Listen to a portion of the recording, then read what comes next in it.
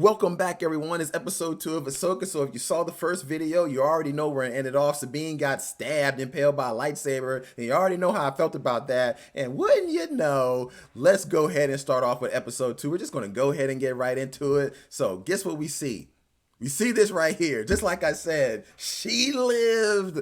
Whoopie-doo. We knew she was going to live anyway. I mean, look, she's one of the main characters. But let's go ahead and do my breakdown analysis as we go. Pretty much almost kind of scene by scene of this episode. And come along with me. So let's do it.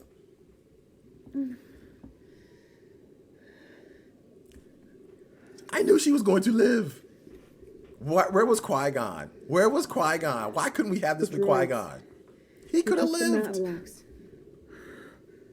You don't understand. I unlocked it.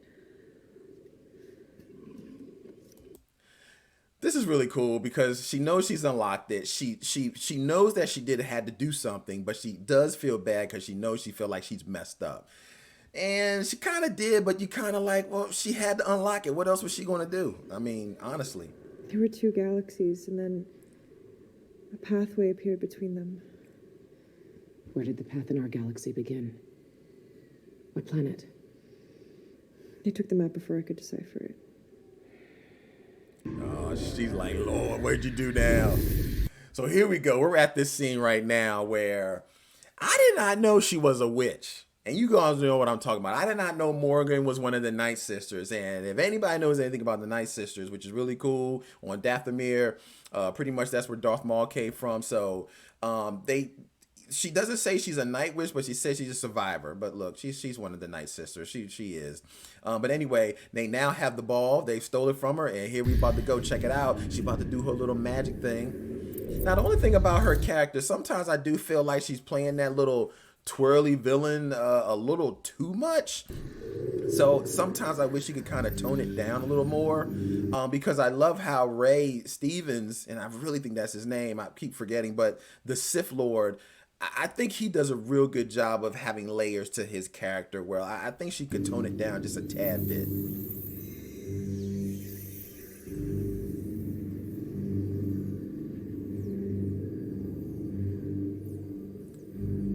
So good. This is our galaxy. Yeah, I just wish she could tone it down just a tad bit. You know, other than that, I mean, I think overall it's really good, but you got to give it up for these guys, man. They crushing it right now. That is so cool. When I saw that in the original story, I thought that had to do more with the world between worlds, but clearly it's not. So either when Ahsoka is fighting someone, either she comes here and does a fight, or she's somewhere else. But I initially thought it's the world between worlds.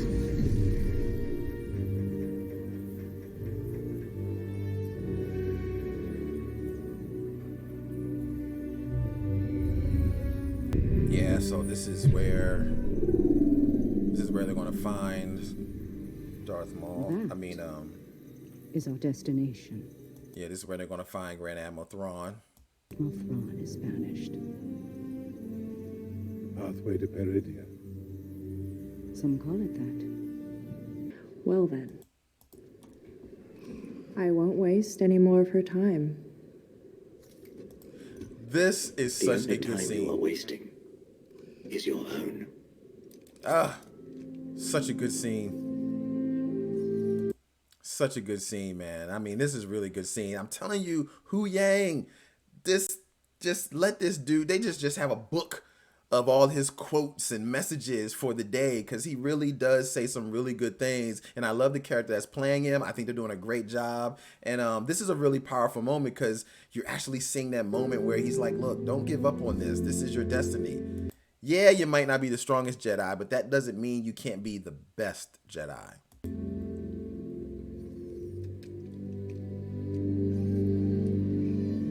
That lightsaber was cool too. Yeah.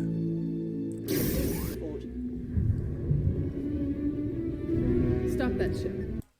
This is so dope, because at this particular scene, Ahsoka and Hera have gone to this junk pile yard that they understand kind of has some Imperial workings there. And the whole time they're trying to figure out and just do some investigation going around and trying to figure out exactly what's going on. And they get to this particular point, and there's a spacecraft that's shooting off into space. And they're like, hold on. Stop that, man. Stop that. What's going on?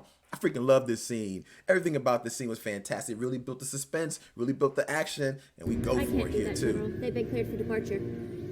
I said stop that You can shit. see the guy kind of getting twitchy. Woohoo! Yes!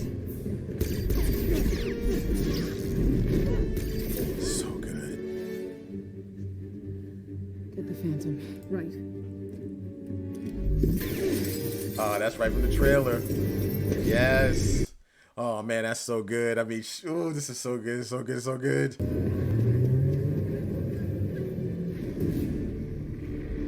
Oh, she about to get it down. She about to get it down. Yo, do you know how fire that outfit is? That outfit is fire. And then he let the cape just fly off like that. I'm assuming it's a he. I'll give you my theories on who I think it is, though. Who do y'all think it is? Yo, I'm telling you, I got my theories. I think I know who this is. I think I know who this is.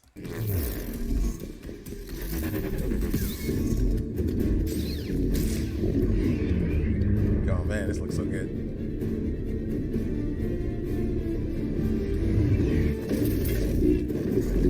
God, this looks so good. Oh, such a great shot. Such a great shot.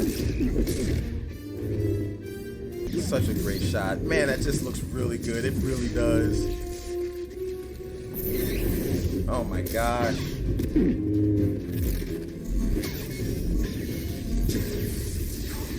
Yes. Oh. You gotta give it up for the choreography, man. The choreography is good.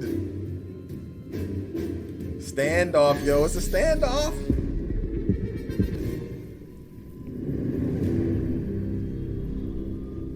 This is so good. So this is probably one of the coolest parts, man. Did you see how she did that just like that? Ooh. That was nice. That was nice. But this is where I want to pause it because I got a feeling I know who it is, because if you look at that, it's almost like she knows who it is. It was almost like Ahsoka could have really tracked them down. She could have did something. Yes, there are two, but it was almost like she knew who it was. She almost kind of let them go. I'm going to tell you my theory on who I think it is, and y'all get ready for this, man. Y'all get ready for this.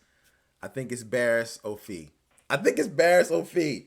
If you know anything from the Clone Wars, Barriss Offee and Ahsoka were best friends. They're literally both the same age, and Barriss Offee started to have grumblings and started to look at the Jedi Order in a different way, and unfortunately, she wound up turning to the dark side. Thank God Anakin had the willingness to know that Ahsoka didn't do it, because the Jedi Order blamed Ahsoka for it. Of course, Anakin wound up tracking down and found out it was Barriss, and then of course, eventually, Ahsoka was let go of the charges. But that was the beginning of when Ahsoka was like, you know, I'm done with the Jedi Order. But this was the thing. There is no record of Barriss ever being killed. She was jailed for her charges, but she never was killed. And when Order 66 goes down, those clones are supposed to kill Jedi. Barriss is not a Jedi. So this clearly could be Barriss Offee. I'm telling you, that's my theory. You guys think that could be Barriss Offee, then hey, ride with me on this one.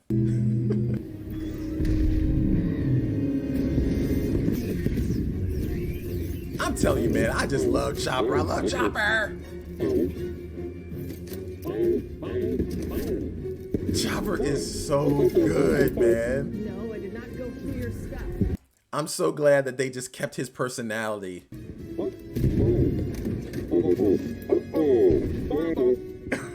I love that. I love that. Keep his personality, man. That's so awesome. Come on, man. Here we go. Here we go. Get ready. Oh, it's about to be on now. Okay, do it. Do it. Here we go. I love it. I love it. I love it. You got him. Oh man, Chopper is the best, man. Chopper is the best. I mean, come on. He's one of my favorite characters. He has so much more personality than R2-D2. So, you know, you can't go wrong with Chopper. Just give me more Chopper, man. Give me more. So now, this is the part. Let's hear it. Let's hear it. I'm ready. Yeah. It's on and popping now. Such an iconic scene. I saw this and I immediately thought to myself, oh gosh, this looks so familiar. And it didn't hit me until the next day that that was directly out of the way that Rebels ended. It didn't hit me until then. When she's walking in, the whole scenes, it's simply fantastic. And the fact that they did that is so freaking awesome, man. I love it. I love it. Right out of Rebels. Look at that. See? Oh, it's right out of Rebels. I loved it. Love it. Love it. It's just very well done. Very well done. Good job, Dave Filoni. Just so good. So good. All right, and now we know who shows up. It's on now.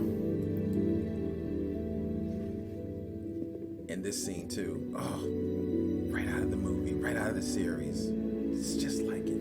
Ah. Can't beat that, man. You just cannot beat that. You just can't. It gives me the feels even now. Nice haircut. Yes. It's more me. Yeah. I have just received a transmission from General Syndulla. So now we basically are going to be heading our way. She decided that she wants to continue being a Jedi, and hey, let's do it. Calculations are complete. You may proceed. I love this line here. Take us out. Padawan. Oh, yeah. You see, she got that look in her face, and she's like, yeah. She's like, okay, okay. Had that smile, man. Oh, man. So good, so good. The appearance of Ahsoka Tano on Corellia troubles you. This is really cool here because you can't, if you look really quick, that they got 3 of these people here now. So things are getting real sticky. So she clearly is going to need some help. It does. We made a clean escape. She couldn't have tracked us here. Balin. I like the fact that they're really digging into how powerful Ahsoka is and how he feels that presence. Like he knows Her something's presence up. in the Force is elusive, Uh-huh. and her determination is vivid. See, that right there says so much. Nothing can prevent our journey. To kill her would be a shame. There are so few Jedi left. Sentimental. Truth. God, I love that part. That part right there. I mean, that says a whole lot when he's like, you get more layers to hit this guy, you know, and I like that because he's not the mustache twirling villain. You know, like he does have his desires on power and things like that, but even then he has a sense like, dang, it's really a shame that we have to go after her and kill her because there are very few Jedis left. And she tries to say, oh, you're sentimental, but he's like, no, that's just the truth. And he's not afraid to say that. And I like that. This guy's got layers to him. This guy has got layers and I love it. And that's it, everyone, for episode 2 of Ahsoka. I really hope you enjoyed, you loved it. I did a little something different this time. Instead of kind of going through the whole episode and reacting to it, I mostly was like, I want to react to the things that I've seen and kind of talk about the things as it's going through the episode. In this particular episode, there really isn't anything that I dislike. I think they continued with the thread very well. I know some people have been saying things about the pacing. I think the pacing is absolutely fantastic. You can't bake a cake too quickly because you're going to burn it. It's going to be hot on the outside and still soft in the middle. if you want something to come out really good, you gotta take your time and bake. And that's what they're doing in this first 2 episodes. They literally laid some really good groundwork for the rest of this series. And this is 8 episodes, so it's not like we gotta squeeze this in the next 4 episodes. We have 6 more episodes to go, and I'm really loving that. And so far, this thing is firing on all cylinders. I would give it a 9.5 or 9, combining with these 2 episodes. And the reason why is that one little nitpick, which is a 0.5 for me, is the impaling of the lightsaber. But other than that, I think this is great. Hey, and hey, don't forget to click there when it's time for episode 3, and go ahead and click that now if it is episode 3. But hey, it's probably not. But anyway, if you don't click that, hit that like button, hit that subscribe button. Thank you guys so much for watching. I'll be back here with another review and reaction and breakdown. Bye.